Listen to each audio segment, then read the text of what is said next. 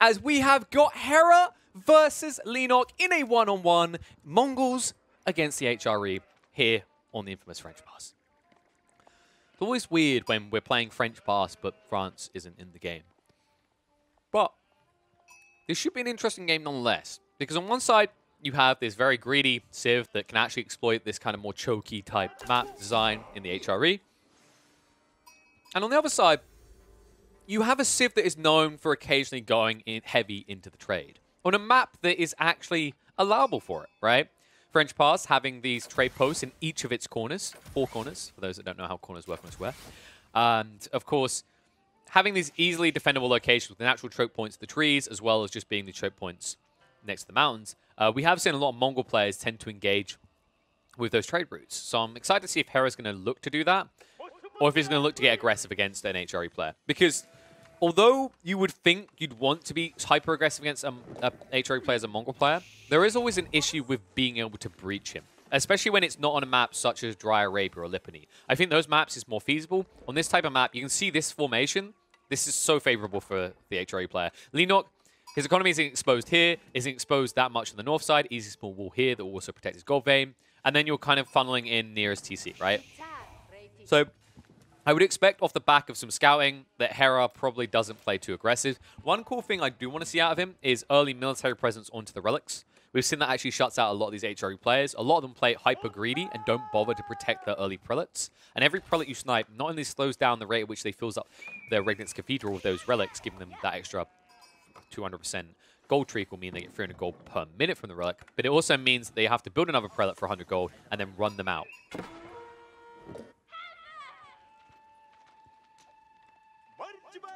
So, scouts out the Uvu, doesn't see any military buildings, so you're actually kind of wiping your brow at that point, Lenok. At the same time, you're a bit paranoid. You're like, okay, if he's not actually building military, what's he doing?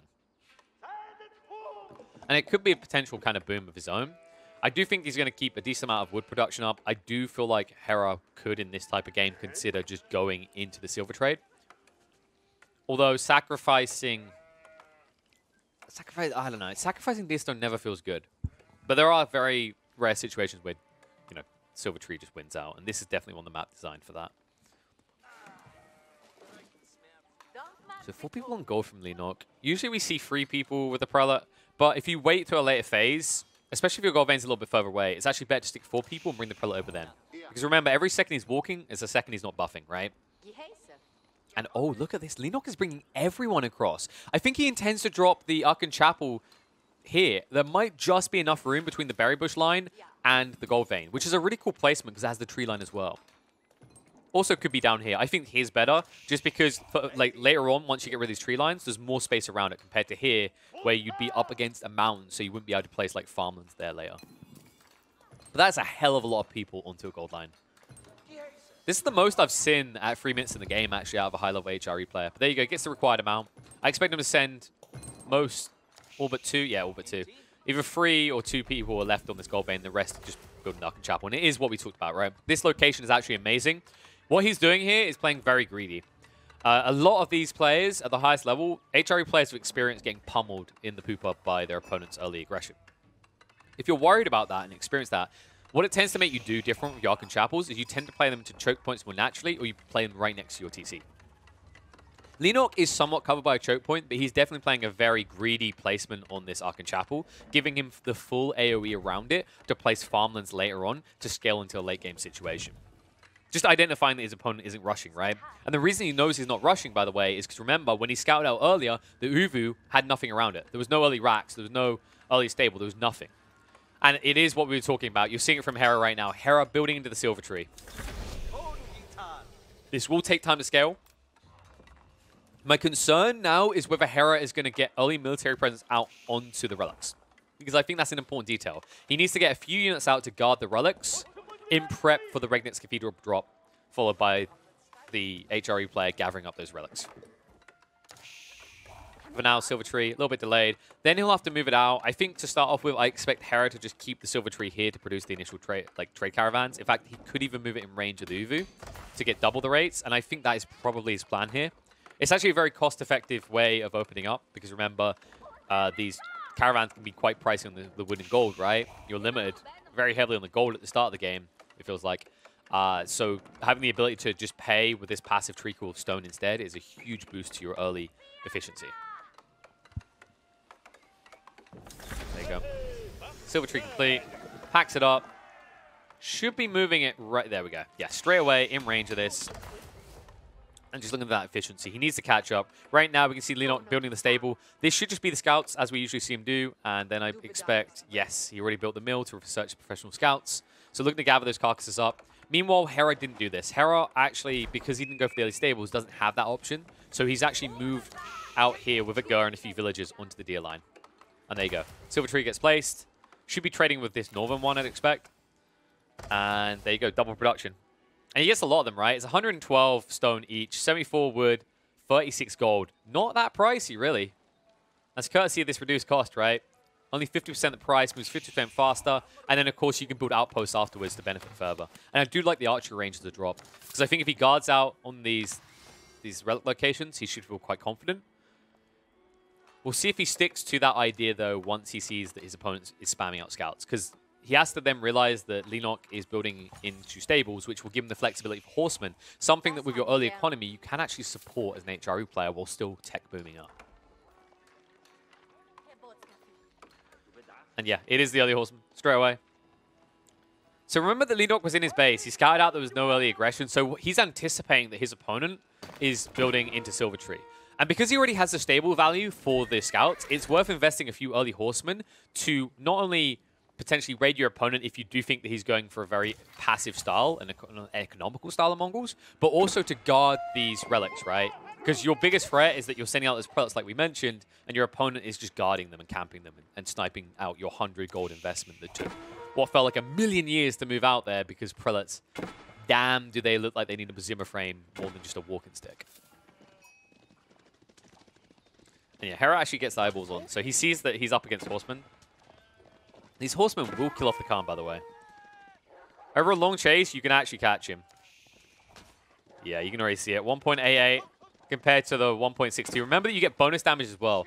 Another reason why horsemen are pretty decent against the Mongols early, right? Sniping out the Khan is a big deal because he relies on those maneuver arrows. You see him using it now.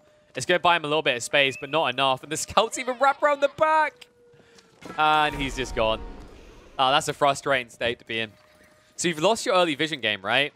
And more importantly now, you don't, if you build like an early small military force, you don't actually have that maneuverability. And he is going Magadai, so he is going to miss the perks of having the Khan, which are very big for a Magadai raid in the early game, for 2 minutes.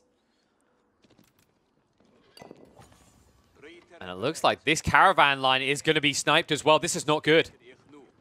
They move faster, yes, but they are unarmed. And look at, he's baiting him in. He's baiting him in. Leonok, he could turn on this right now. The Magadai is slower, remember. But not able to skirt around the forest efficiently. So, just backing away for the moment. Looks like he's interested in getting info more than sniping out a few traders. It would take a while, remember. Like, these horsemen only hit for 9 damage, and it's 90 health on the traders. There you go. Oh, he's just pulling him back and forth. So these horsemen, I mean, if you kill even 1 trader for 2 horsemen, it's a pretty good deal. Yes, they're food pricey, but you're preventing 100 gold going into your opponent's coffers. And that's what he's doing right now. And look, on both ends. And this is so frustrating, right? It's not just that you're missing out on the initial like investment into these traders. It's also you're missing out on what they're returning, which is a big bulk of cash. And then, you know, it just doesn't feel good to be in this state, because Magadai should be somewhat a decent solution. But if you ever trickle Magadai in, the horseman can run you down.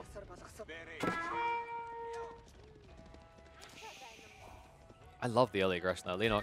Just once again, he feels comfortable with this, right? He experienced this against Hut. Hut dropped quad stable on him, immediately into castle, and then rushed him with knights and horsemen. He's looking to be active before that with the double stables, but this will naturally just flow in towards knights as he techs up, which is what he's doing now with the Regnic Cathedral now being constructed. Meanwhile, on the other side, Hera, remember the catch when you build into trade is it's a decent investment early to get it back later. And because he's losing so many of these caravans early, he's not seeing that return yet, right? You can see he's suffering in the income, which he was always going to do against the early HRE economy. But now he's losing so many of these caravans, he's missing out on his scalability. So he's only halfway towards being able to go for the castle age, because while he has the gold, he's vastly behind on the food front. And a big chunk of that, by the way, is the Magadai spam, right? Because he has to counter out what his opponent is doing. And because he's not actually getting rated value out of that, it's just to defend against the Horseman. He's paying 120 food each time. And he needs a quantifiable number of them to actually be scary for Leenock. Khan comes back with a vengeance, snipes out 2 of the Horsemen. The blink of an eye like it's nothing. And continue to just drag these carcasses back to base. Remember, this was something that HRE forsaked. He didn't go for the professional scouts at all. He had no interest in it.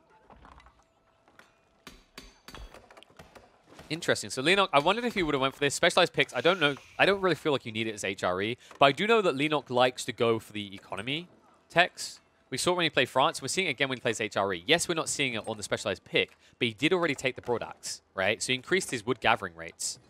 So remember, it's not just that extra 15%, it was an extra 40%. So he's 55% more efficient than the wood lines of HRE, which means that Leenock, well, not only does he have more people on wood, but he's gathering a substantial amount more. You can see that in the numbers. Well, you will in a sec. I feel like this should have clocked up already, but I guess you just switched them here. But yeah, now with Regnit's Cathedral being complete, you already see the relics being gathered up, 2 coming back to him as we speak. Magadai gonna be too late to snipe this as well. HRE had a feeling for it, but after being pushed into his base, having to defend so long against the Horseman, he's not gonna be quick enough to intercept this relic being banked. That's a big deal. Leenock, just basically for free, getting the first 2 relics is such a huge booster to the economy of the HRE. Usually, like, a good player will make you fight for this for the first minute or 2 of your castle age. Instead, he's not delayed. But it did overall delay his castle age, right? It wasn't a quick castle, but he's now very comfortable. He's got a stable economy, able to support a tech up or support knights. And for the moment, it's going to be some knights coming out. I do really want to see Horsemen. You're playing against Magadai. This doesn't work, right? We've seen how knights seem trivial against Magadai in the past. And you know, that was back when we were talking about French players who usually are considered to have much better knights than that of the HREs. So Archer's now being spammed out. Great counter to the Magadai. Cost-effective solution, right? 2 to the 1 is how you have to think about it. So you got 140 health and 10 damage compared to 85 health and 8 damage. So you can see how valuable that is. HRE finally making it up to the castle age. And he went for the cruel time. Wow. Okay, so this might be... This is the kind of open I think you have to do if you're going to do Kurultai. So there's 2 conditions for Kurultai. Usually my primary one is you think you can end the game in 5 minutes because you're looking to use the Kurultai in aggressive position and you're looking to buff up and keep a frontline going. The second situation in which the Kurultai works is when you've gone for the Silver Tree. The reason being, by the way, is that the step readout doesn't matter because you shouldn't have that many people in gold. You're looking to get to a point where you have so many caravans coming in that you don't have a single worker on the gold line. Right? So both these players, and this is the cool thing about this matchup with this opening, is Mongols versus HRE will become very much not about the French passer's gold veins. It will become about the passive gold treacle, right? The unmaintained, the unworried, right? The infinite gold sprees from trade or from religion. And that's a wacky thing to think about when you consider how often French pass comes down to these central gold veins, right? Because you get such a finite amount of gold in your base, right? Only 8,000 on your side of the map. Now Knights moving in. These Knights will make quick work of the traders, remember. He misses the trade... Oh no, he missed the charge cycle. Bit of a mistake there. It will scare off the traders, so they'll look to bank themselves in. Nobody get on top of them. It's kind of the wonky part about it, right? But this one, he'll at least be able to snipe out. It's important that HRE gets the returns. Afterwards, it's not the biggest deal, but the fact that they're getting sniped out before they actually bank, that matters. And it looks like he will actually get this load in as well. Meanwhile, over in Leenock's economy, tries to sneak in here. Problem is there are archers to counter him. I like this play. Leenock just understanding that he wants the knights to be aggressive and the archers to be defensive. And even building into crossbowmen now as well. Just feels like he's a step ahead of HRE. HRE is really starting to suffer.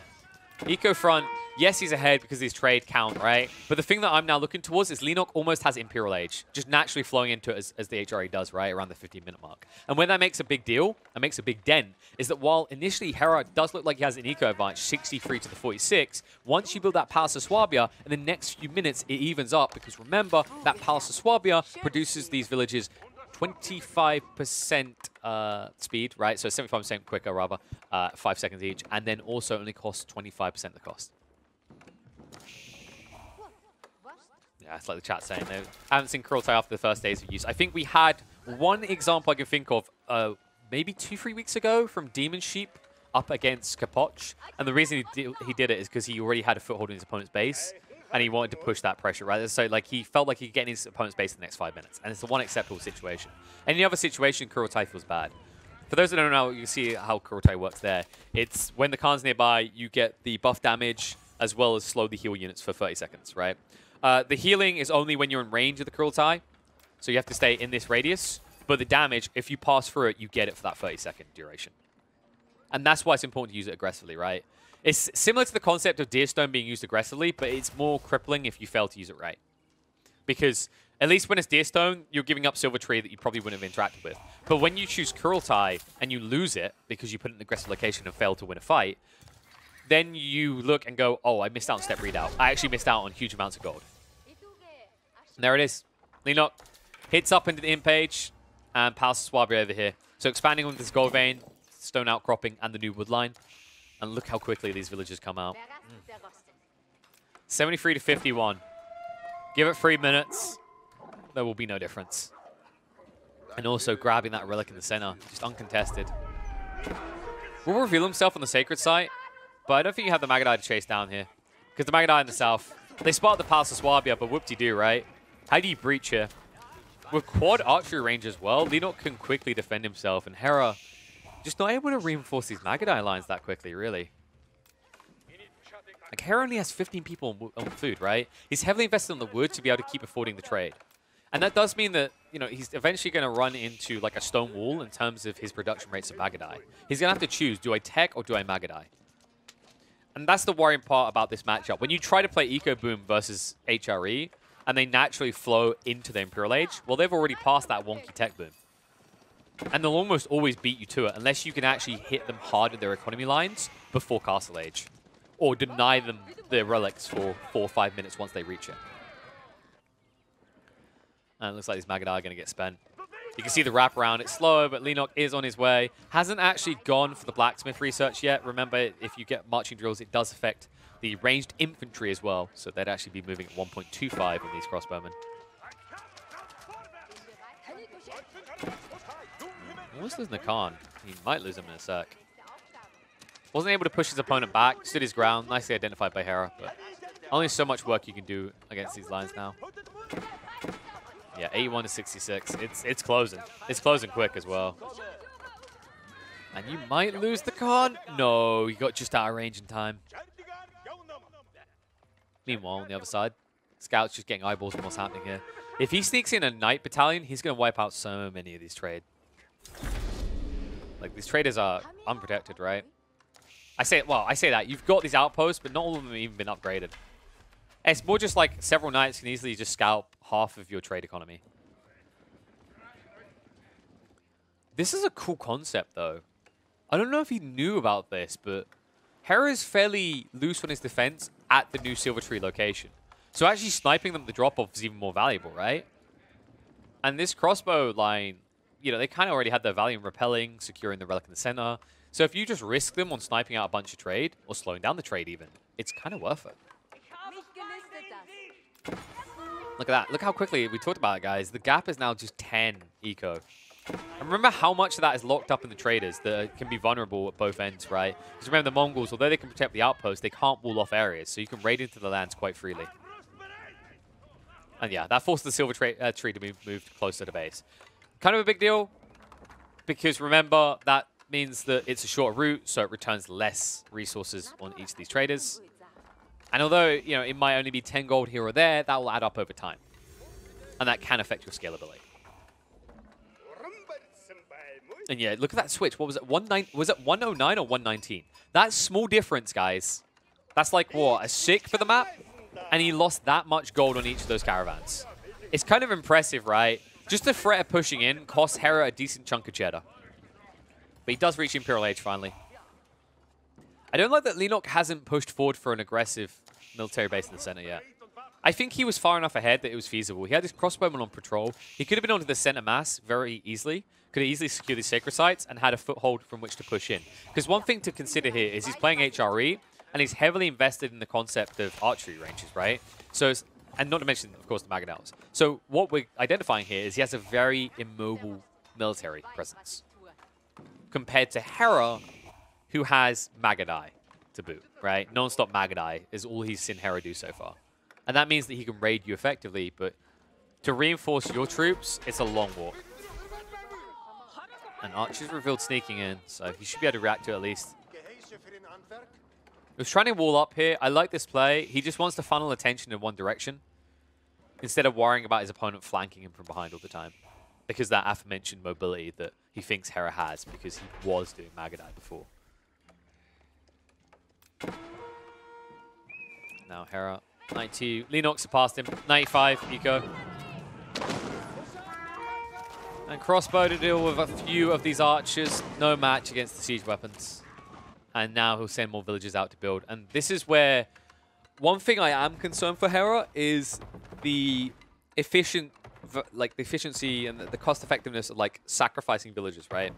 Leenox can afford to throw villagers at solutions, at problems to create solutions, right? He can afford to send 10 villagers out to attempt to build a keep. Of course, Hera doesn't have that option because he's playing Mongols.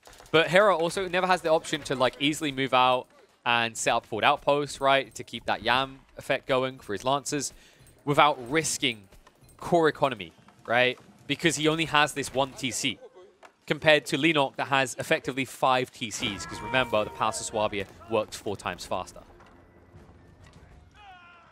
Looks like the Khan is about to bite the dust here. He's trying to move past, but as adorable as it is, he will be sniped down. So Khan dead for 2 minutes. That's also your vision game sacrificed. Hera not really producing scouts to replace that. With this wall up, no way into the back of his base. Leenox can now move forward with his slow but strong force. And you see, this is what I was talking about. The villagers move out straight away because he can afford it. He's up at 102. Hera keeping pace for 100 courtesy of the Silver Tree. But it's not villagers that's counting up for this. I wish I had actual breakdown. Like, I could probably try and select everything for you, and you'll see. So many traders. Yeah, so he has 32 traders. 32 traders. The only thing I would say is Leenox could be more efficient by having a few prelates mixed into these village lines, but I don't think he cares that much at this stage. It's a small difference. If you look at it right now, income per minute, like, yeah, Hera has the edge on food because he's transitioning to farms. But, like, gold is still real solid for Leenox, so is wood. And gold's going to be even better, right? Because he's on the central deposit. Something that we said that Hera never was going to play for because he went for the Silver Tree. And the importance of that is that it's not only that you are not getting access to these huge chunks of gold, it's that you're allowing your opponent to do so uncontested. You were never here to try and take a few away. You were never here to directly contest it. Instead, you're just waiting in your base, building an archer army. It's a pretty pitiful choice as well. Archers against known Mangonels, and as we can see now, more knights trickling out in mass.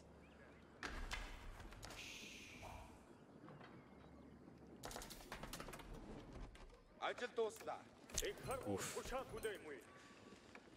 Well, I'm feeling a bit disappointed. I understand the Sprills is respectable against the Mangonels. That's acceptable. But it breaks my heart when Hera's solution is merely archers and Springolds. Mongols in a lot of situations have been feeling lost since the Springald nerf. I think it was definitely the Civ that got hit the hardest. And there's definitely ways to still win. But a lot of these players are still figuring out what the composition is now. And at least scouts out the outpost being down and snipes out the troops. There will be a back away, remember. Yam speed, don't want to mess with it. 1.44 boost is a problem. Insane problem at that. It's kind of crazy that you can get this on all your troops, right? Like, I don't know how I feel about that research. I would say Deerstone is one of the most powerful landmarks. And it's like, it's the concept alone of what Yam speed is. Movement is so important in Age of Empires 4. Movement speed actually decides a lot of fights. Because you can choose where you fight. You can chase down an opponent when they're outnumbered. It really puts Leenox in a situation where when he pushes in, he has to 100% be ahead of his opponent. Because if he's behind, he's going to get overwhelmed as he tries to run away. And his economy could get overwhelmed. But it looks like Leenox does have a few troops here. And he will scout out the horsemen moving around the back. They're both pop-capped right now, though. And that's the problem, right? That static element we talked about. He never walled this up. So Hera is free to raid straight into his eco lines, and there is plenty of them. And now he'll wall in the north. So at least he's covering the north, but the south is still not addressed, right? He doesn't have any troops back in base. He can't. He's pop-capped. Oy, oy, oy. And here they come. Fight engaging in the center in the meantime. Retreating because he saw that his opponent moved to the north.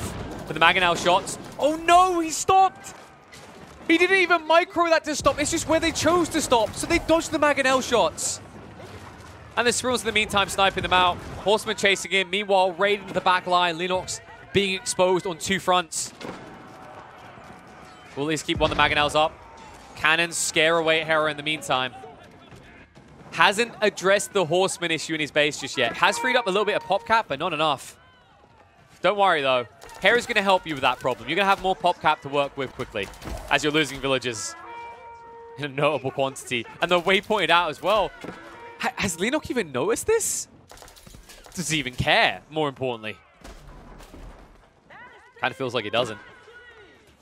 He's finally realized. He's finally starting to move villages around. And he's running a few knights out. Knights, of course, against these veteran horsemen will clean them up quickly. And meanwhile, the main army pushes in slowly but surely. And the Relic? The Relic? Really? Yo, I mean, Lennox, that's ballsy. I don't think that's ever going to go off. Knights charging in, though. Lancers are waiting for him. Mangonel. Shot needs to hit onto the archer line, really. The crossbows counter out the Lancers, though. So the archers have to hit into them quick here. However, the Mangonel, it's ready to shoot shots. Looks like it got struck out in the end. Spirals had the effective range to down it. And now in this choke point held here, Lancers, just enough for him to strike out. Crossbowman retreating instead of firing back is a mistake here, I think. But he's worried. He doesn't want to lose the main force. He hasn't replaced it just yet. Lennox holding for the moment. Crossbows just trying to get through the Lancers. Lancers trying to wrap around the back to just make sure retreat is not an option. And that does give the opportunity for the archers to clean them up. Lennox still has a decent amount of crossbows here, though. Trying to snipe them out. Doesn't think it's worth trading with the archers. Remember, the archers fire quicker than the crossbows, despite what the attack speed says. I'm pretty sure the attack speed is bugged. There you go. Holds his own. Tries to stand his ground. Trying to build the military infrastructure on the front here to reinforce quicker than this. Most of Hera's army is gone, but Lennox maybe retreating a little bit too quickly at times means he loses a lot more troops than maybe he should have in the trades. But with 20 crossbowmen here, it looks like he's going to even this up fairly well, to be honest. I mean, remember, like, your damage is better, right? Each hit is better. It's 13 to the 22. The difference, of course, being that Hera's troops attack quicker with his archers at 1.5 compared to 2 seconds required for Lennox crossbowman attacks. But with him now on the home field, Hera, it's just going to be a spent army. He's trickling in more troops. Remember, they arrive quickly courtesy of the Yam speed. But when he sees the 4 bases here and he sees the double keep, he's going to have to back up and rethink his strategy. But he doesn't have long, remember. These sacred sites have been capped, so Hera is on the clock.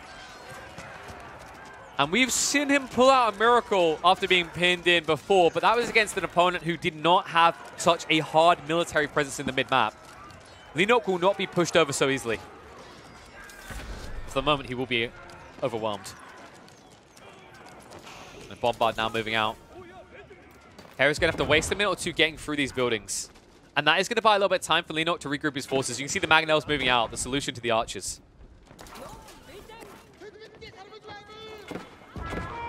Keeps the crossbowmen coming as well.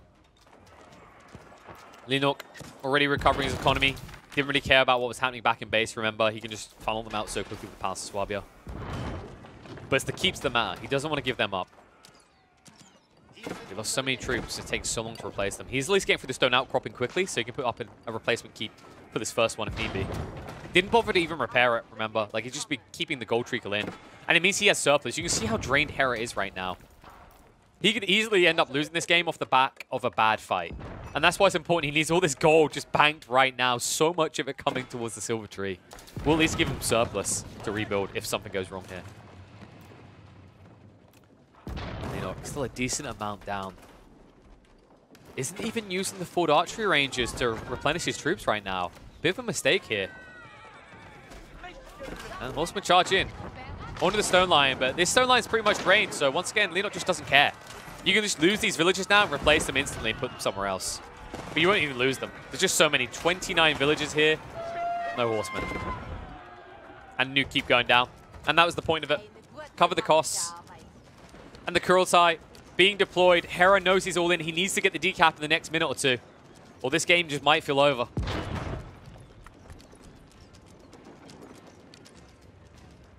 He's got to go soon. He's almost at the cap. The longer he waits, the closer Leenock gets to full replenishment as well. Like, he's capped himself. This has to be where you go. More bombards incoming. Puts him up to 3 total. And he definitely has surplus after that gold drop-off. You look at the income per minute. Good lord, 6.2k, courtesy of how many of these caravans dropped off. And he continued to invest in them, remember. He's like up at, what, the 40 mark now? Good lordy. If anyone wondered if you can make trade work for Mongols, here's your proof. Silver Tree can be quite the spicy meatball when used in the correct setting. Mangonels to scare off the Lancers. Baits him under the keep as well, so they take extra damage there. Cannon placement almost complete. And charge out. He switched over the hand cannoneers. The hand cannoneers that are super effective against everything. Yes, they don't get bonus damage against heavy, but they hit much harder than the crossbow. And because Leenock has the economy to support this, he can actually invest heavily into them. 29 here. The cluster. Suffering a bit, trying to get through the Kurultai, because remember, he's healing all these units actively at the same time. So he's just trying to bomb that down as quickly as he can with the Mangonels, which means he's not dealing with the main clump. He decides the hand cannoneers are good enough to deal with everything Hera is throwing at him. And he may be right. Hera, barely any archers left. I mean, I say that there's 29 of them, but they're barely alive. Just look at the health pool. We said this about the Kurultai. If you misposition it, if you lose a fight and you lose it, you might just lose the game. And without that buffer, without that heal, without the damage, I'm not sure he can do this anymore. Oy, oy, oy. Shout out to the chat for reminding me about this active trader thing. Of course, the Silk Road, I remembered that, which is what makes it so valuable, right? Getting up that tier 4, but 40 in trade. And the Kurultai, I definitely think it was the right call, but what does it do for you in this situation? So predictable into that choke point. No attempt to outmobilize his very static opponent. Fights Leenock where he's strongest instead of where he's weak in the north. And as a result, just not able to get in and decap this sacred site. Mangonels expose themselves, but they'll target out the archers. They'll give their lives for that. It's worth it. The hand cannoneers will clean up everything else left, and Hera has nothing left at this stage. Unable to decap the sacred sites, unable to overwhelm Leenock. It looks like he's secured the win. And what a way to do it with the HRE. The constant aggression, back and forth, the attempt to try and out-eco-boom HRE. I will give Hera this. Boy's got some big balls, but those balls just got stomped on by the power of Leenock.